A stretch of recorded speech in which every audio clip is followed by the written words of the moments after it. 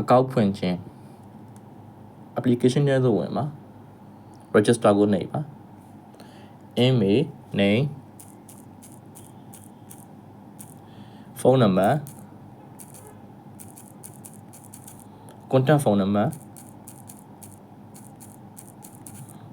email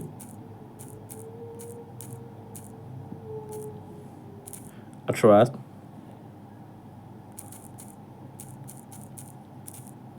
password confirm password များကိုဖြည့်ပါအထက်ပါချက်လက်များကိုမှန်ကန်စွာဖြည့်စွက်ပြီးပါက I accept terms and conditions ကိုနှိပ်၍ register ကိုနှိပ်ပါ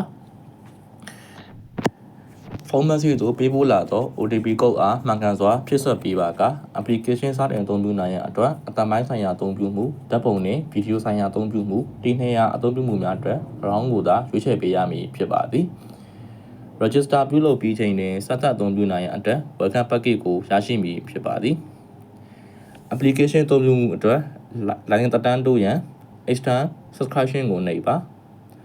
promo code ရှိပါက promo code ကိုအသုံးပြုပြီး subscribe ကိုပြုလုပ်နိုင်ပါသည် promo code မရှိပါက basic standard premium package များမှာနှစ်သက်ရာကိုရွေးပါ subscribe ကိုနှိပ်ပြီး KBZ Pay သို့မဟုတ် KBZ ကျူအပြင်ပေးချေပါ